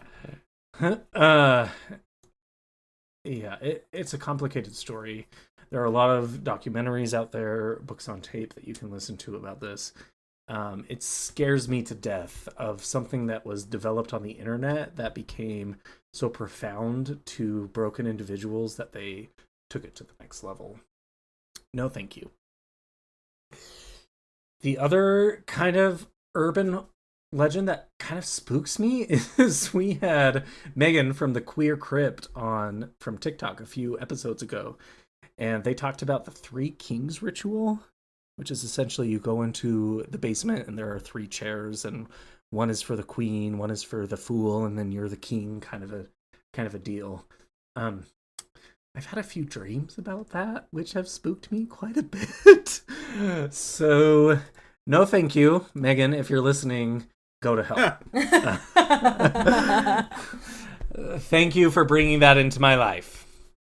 Nathaniel, how about you? I mean, when we're talking about like the internet age, right? Like so many of these things are just started as someone writing a horror story and posting it on Reddit or something. So like they're manufactured. So like I love the idea of using the internet to to tell horror stories, but they don't really feel like an urban legend to me in most cases. Like Slender Man getting taken to that degree is kind of, I think, one of the rare exceptions. Along those lines, though, like one of my favorite ones, just because it just tickles me endlessly, is the Mystery Flesh Pit National Park. Are you guys familiar with that at all?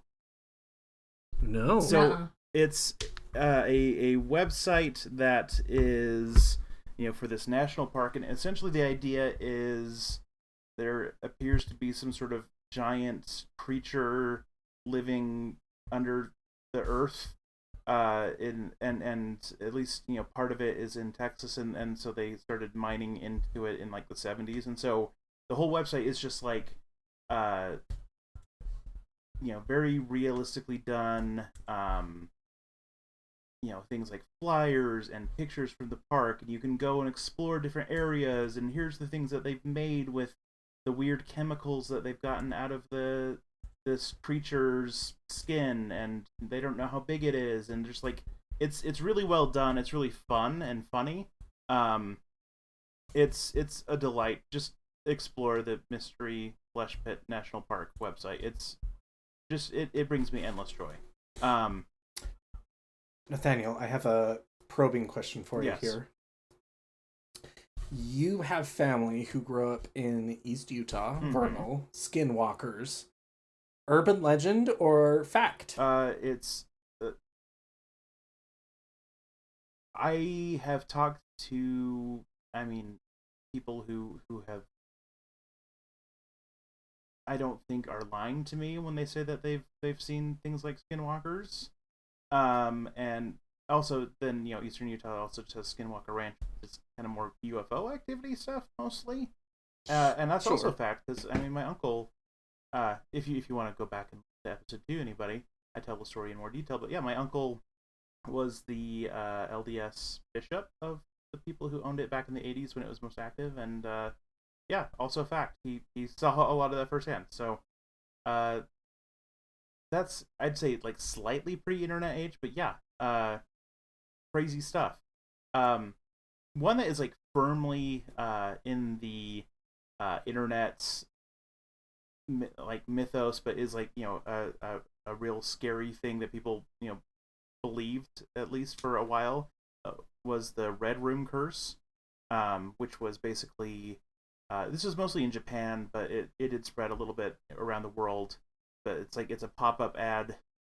This was like in the late 90s, and it was like red, and it was text, and it would just say like, do you like, or like, do you love, and then it just has like a cursor, and then it like slowly fills, but then it just blinks, and if you exit it out of it, it would pop back up, and then it would say, do you love, and then add the Red Room, and then it would tell you how you're going to die, or say that you're going to die soon, or something like that. It was fun. It was creepy. It was probably just made by someone playing around with Flash back in 1996, but it's a cool thing. I enjoy looking into that. Right. And Jay, what spooks you on the internet? So straight porn. Nazis on Twitter. So many things. So many things. Sorry, not sorry. It's okay. So Slender Man, which I will delve into in the next question, as far as internet age. But so favorite modern urban legend, I gotta show my medical just preference, and I really love that people getting their organs stolen trope like thing. You go out and you hit it off with some hot chick, you go back to the motel, and then you wake up and you're packed in a tub full of ice, and they stole your kidney. Like, first off, that's like impressive. Charlie the Unicorn? They have to do, yeah, they got to do like anesthesia, surgery, not kill you. I mean, that in itself is just a lot of technical skill, so bravo. There's always that black market angle, but like, maybe you just like the way that kidneys taste. I don't know. Maybe they're great. I've never tried one. With Maybe I would. and a nice Chianti. Yeah. Chianti. Yeah. As far as things I'm not a big fan of, just Bigfoot, and Sasquatch. They don't do it for me. They're I just too feel like somebody opposed to saw the a hairy Illuminati. man. That's their problem. Oh no.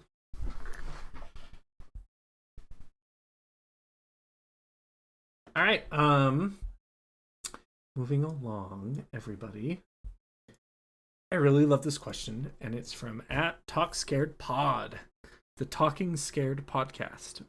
That's @TalkScaredPod. Hi, Neil. Have you ever read a book or seen a film that makes you feel like you may have invited something bad and dark into your life? Nathaniel, I think you and I can both say Hereditary. Yeah, walking into that theater, we were shaken.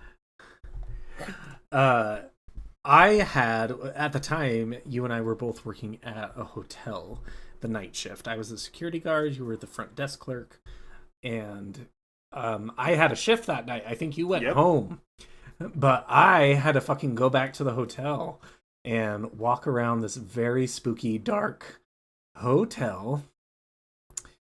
And I kept looking over my shoulder multiple times. The idea of this kind of subtle and simple demonic possession really got under my skin. Especially being all alone at a hotel. It's, 1:00 in the morning. No, thank you. Gross. Yucky, yucky, yucky. That film, I think for me, was probably the most impactful as far as spookiness goes. I've had a few moments, one at the hotel, a few at my old apartment, one at my friend's house that I've discussed on the podcast, that have stood out to me, but I'm very much of the belief that you allow what you allow into your safe space.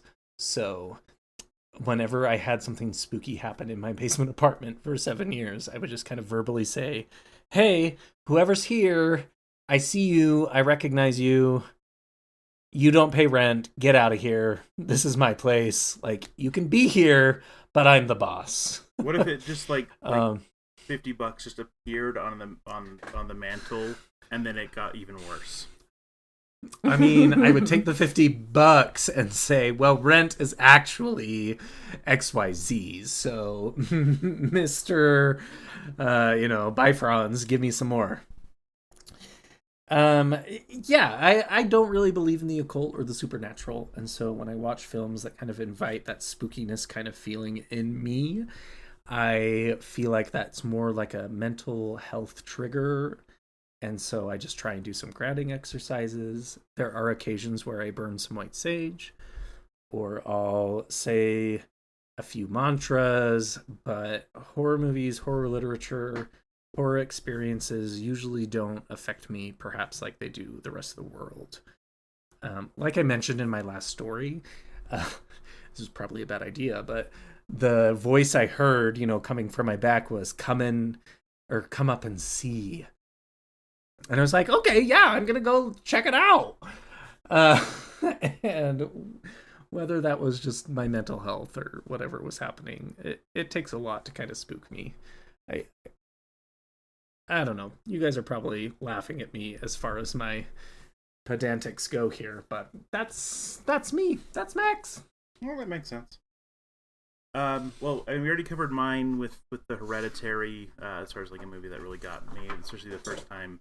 I already mentioned a moment in House of Leaves that scared the crap out of me. That one really stuck with me for that night. Really, like, movies or books that are like really high in kind of like the on-screen, on the page, like cruelty, like really something that's just brutal, just weird, messed up, torture-y kind of stuff that shows us. I'm just like, I just don't feel good now. So that's me.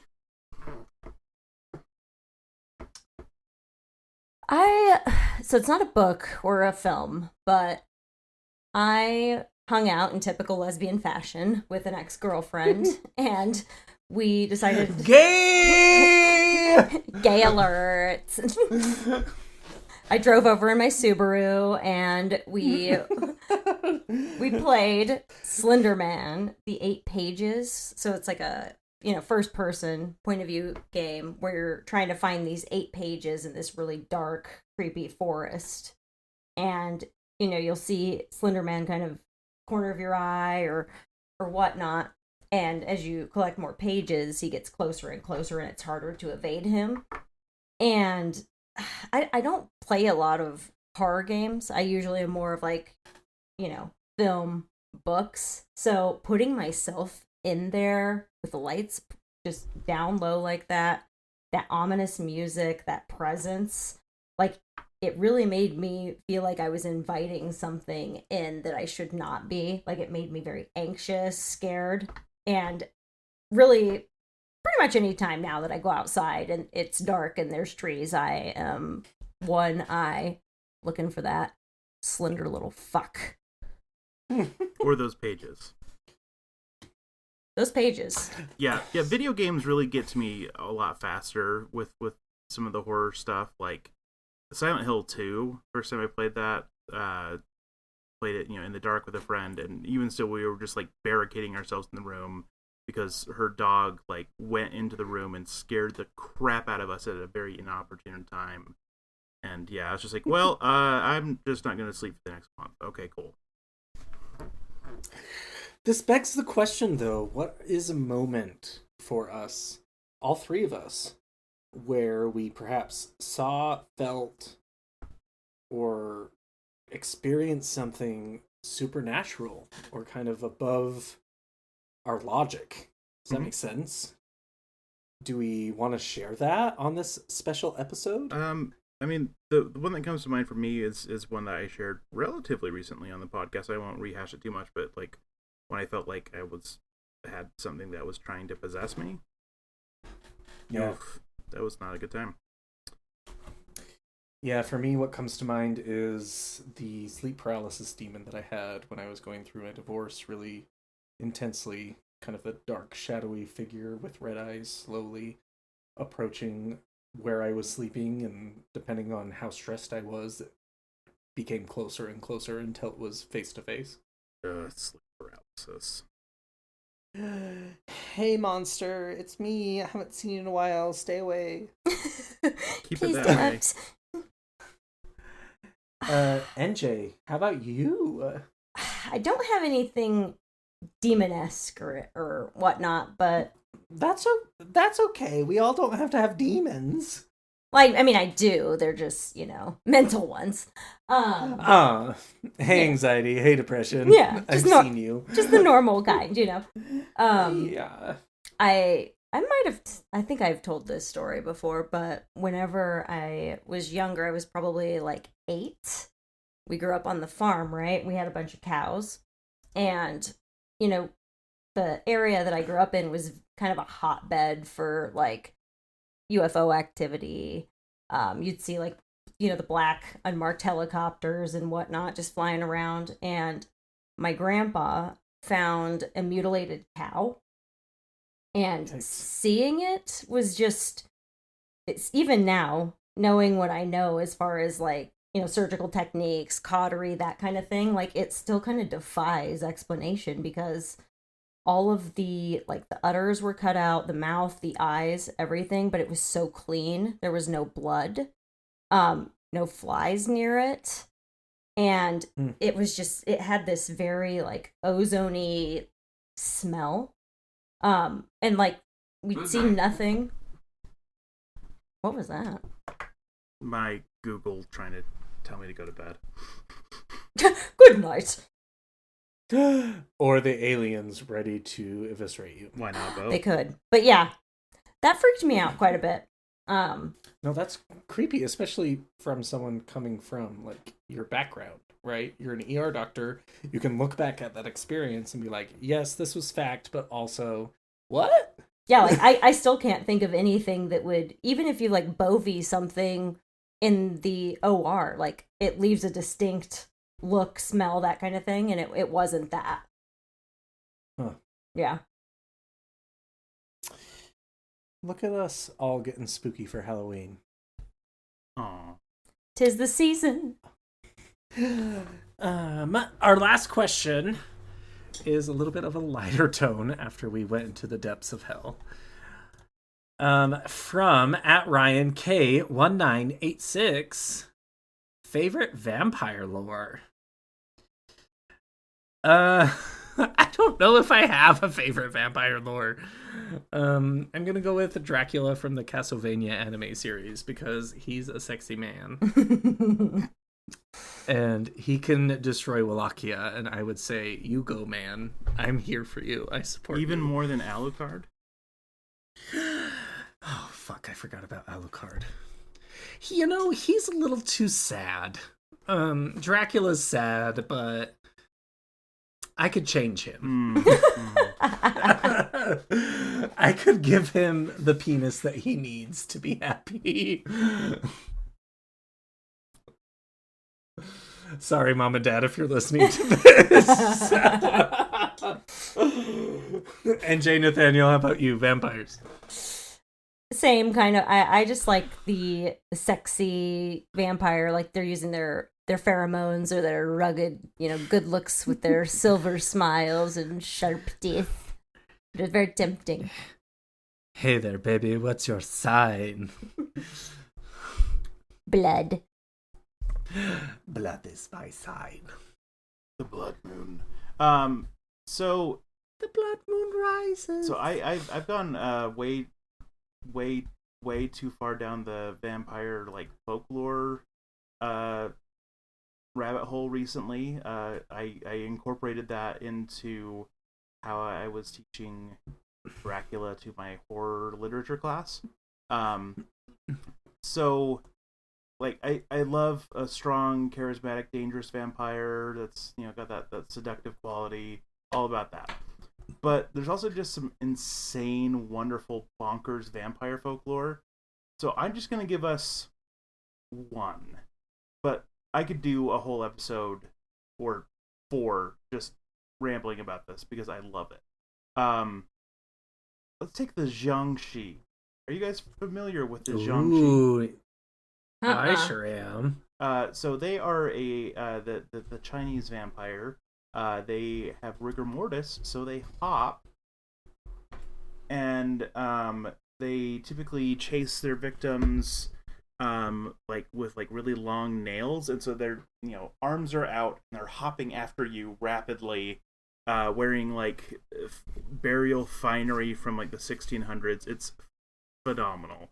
And if you ever want just the best time, watch any one of the Mr. Vampire series, which is from Hong Kong. In like the 80s, they were trying to kind of compete with a lot of world cinema stuff. And Mr. Vampire has very almost Jackie Chan-esque insane like fights that are silly how they play out. Where it's basically Taoist monks versus Jiangxi, and it is tremendous. I laughed so hard and showed it to my class, and they were just like, "What on earth is this?" But also, yes, this is absolutely hilarious. There's like 7 of those movies, by the way. If you need to kill a weekend, cannot recommend it highly enough. But yeah, we'll have to get into like insane vampire folklore eventually. Because it is one of my new favorite things. So I think that gives us or moves us over to Demon Mystery Date. No, it's called Date with a Demon. Nathaniel, cue the jazzy romance music. Jazzy romance music here. Hello, everyone, and welcome to Date That Demon! Today we have 2 very special guests on. We have NJ Darkish, who is an author, my best friend, and literary genius. Welcome to the show, NJ. Or probably known, Nathaniel. Yeah, because both of our guests make it confusing for us. We have our second guest, who is NJ Gallegos, ER doctor, author extraordinaire, lesbian. How's it going, NJ? Hola, muy bien. Oh, qué bueno. ¿Están listos para este juego? Sí. Yes. Yes. All right, friends. We have two doors that have a very special demon waiting behind them. The goal of you two will be to pick who your favorite is. Whether you pick the same demon or different demons is entirely up to you. Are you ready? All right, behind door number 62. This contestant is giving you a little sneak peek behind the doors of Hollywood and is the president of hell. While his skin gives him an appearance of childlike wonder and angelic wings, this sassy man atop his two-headed dragon will give you all the true answers of hidden treasures, and where all those pesky serpents, wink, lay hidden. Often seen cavorting with a bunch of nuns at a convent and dressing in drag, this handsome queen is ready to slay the dating scene and loves reading the Bible with his 38 legions of spirits. Wow. And any questions from the two of you contestants? Yes, contestant, do you prefer the hot section of hell or the cold section of hell? Well, usually I like the cold section of hell, but if you snuggle up to me, then we can make it our own hot section of hell, if you know what I mean.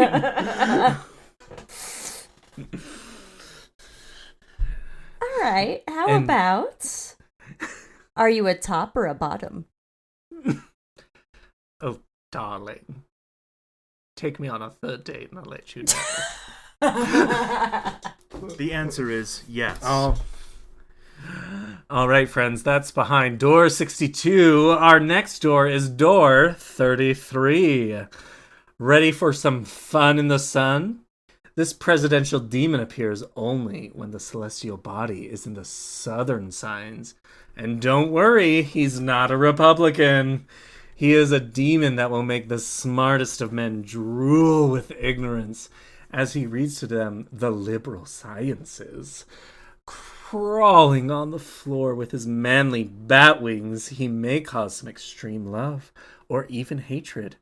Watch out, though, as his 5-finger discount will snatch all manner of familiars from your fellow witches. Ruling over 66 legions of spirits, this demon will carry you from one layer of hell to the next with ease. Any questions from our two contestants? Yeah, I have a question. What character do you pick to play with on Mario Party? The character I like to pick is one that is not very well known.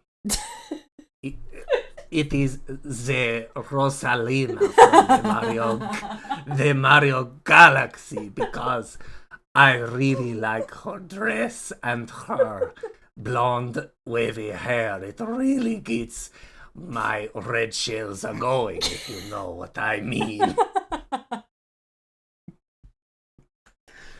Gives you the super. Nathaniel, any questions for contestant number 33? Yes, contestant. If we were on a date for some fun beach body times, would you take me to the River Styx or one of its tributaries, like Acheron? Well, you know, Everyone say that River Styx is best. That is lie. That is big lie. If you go down a little bit and you find Tributary X, you find really good beach land where you can find seashells and crabs, and we will find crabs and eat them together.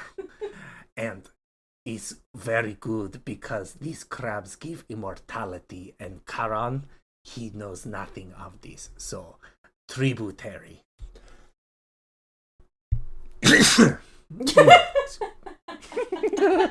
Please cut that out. All right. Keep it in. Another 6 times.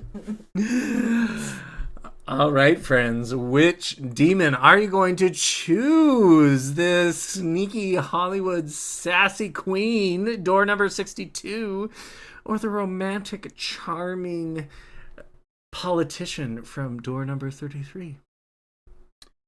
I'm going to go door 33 because I like to be Boo and he can be Rosalina. And I'm going to go with also number 33 because I was promised crab and I like crab. It's delicious.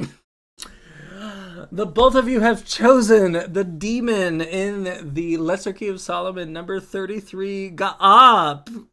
You guys just have a delightful time together. Door 62, Valak, I'm sorry, but perhaps you can go on a date with the Warrens. They will give you a lot of money. Bye-bye. Call me. Thank you for playing Dating a Demon. We'll be on another episode with some more demonic activities. Wow, we are going long this episode. So how are you guys staying spooky these days? Long It's and our Halloween. strong. Oh my god, 2 hours? Wow! I'm excited. I went and saw Smile 2 with my beautiful man, and I did not love Smile 1. I thought it was very meh. I thought it was very tropey. I thought it was kind of bleh. Smile 2 is phenomenal. Go see this film. It takes everything that the first film kind of laid out and completely turns it on its head. Wonderful film. I was spooked in several situations. Excellent. Also, this Sunday is the Scream Kings Halloween Horror Movie Festival! Every year we have a lot of friends over to the house. We watch multiple horror movies every year. I will return and report next episode about what movies we saw, what people thought, who won the how many Skittles is in this jar prize. And it's a delightful time. I'm excited.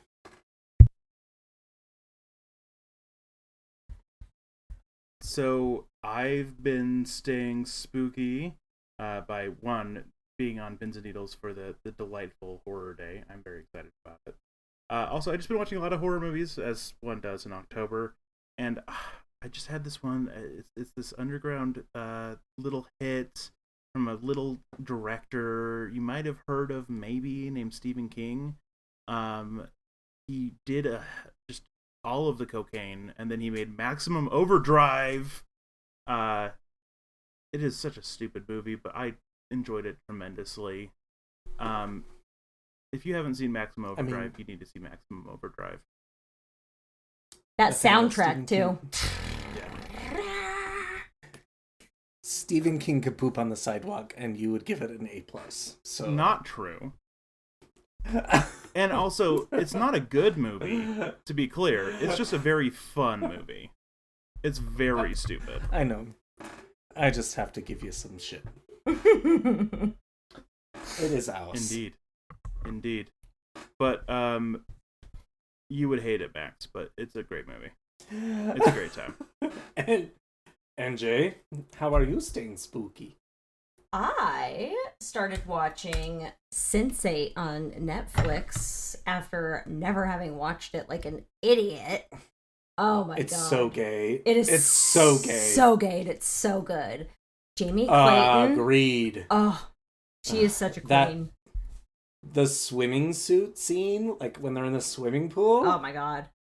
Ugh! Everybody is so attractive too. Like everybody. I have a crush on everybody. Agreed. Ugh. Agreed. So I'm almost The gay done. agenda. Yeah. The gay agenda. We have pamphlets. Take one. Yes. A lot of nudity, people. A lot of nudity. And then I'm reading a collection by Thomas R. Clarke and it's called Immoral Dilemmas. And I will just say that one of the stories talks about using a baby as a roast, and I found it intriguing. That's all I'm gonna say. Okay, Jonathan Swift. Yeah.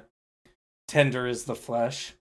They sound good. It sounds tasty. I grew up on a cattle farm. I like it rare. I'm practically one step away from being a cannibal. Well, we can't end the episode with infanticide and cannibalism.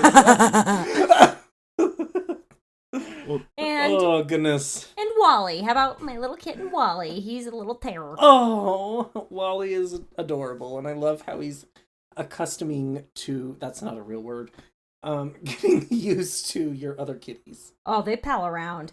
Cat Bane and him, they're playing quite a bit, and then Theodore will tolerate it a little bit, and then he's like, "All right, get out of here, you little bastard," and then he slaps him into next Tuesday. All right, we can end with No, cats. no. Let's But stop there's one there. other thing that I just want to. I think I heard about a book by some author that maybe just barely came out. I don't. Do you know anything about that? I think I've heard about something. Who is it? I think they might be an infant cannibalist. They sound really cool, guys. Maybe I think they're lesbian. Nathaniel, do you know? I think I've heard it's called the something of the mind. NJ, tell us. Are you NJ, congratulations! guys? Stop it. It's true. It's true. My second novel, The Fatal Mind, dropped on October 15th. And I'm kind of pitching it as Black Mirror meets Frankenstein, and it's gay, it's medical horror, psychological. There's a Furby mention in it. So what else do you want? And it's also good. Yeah. Can you confirm? Thanks, I read it guys. months ago. I didn't read it months ago, NJ. Well, you weren't there. I'm sorry. I'm sorry. And Nathaniel kept me honest whenever I was editing. He was my accountability buddy. I'm sorry. It's fine. Gays, I guess, don't stick together. Anyway, go read this book. I've heard so many wonderful things about it, even if I haven't read it, but I will. NJ, it's not any sort of sequel to Broken Heart, right? Nope, completely independent. Perfect. Everyone, go buy Broken Heart and this new book because NJ's the best. Thanks, guys. And then if you buy enough of these, maybe I'll get Wally a little yurt or something. Or, your best gay friend a yurt, but I don't know. I've never read any of your books, so... Well, I guess I've never read them before they came out, so, maybe your cat is more important than me. I don't know. Everyone, this episode has been such a delight.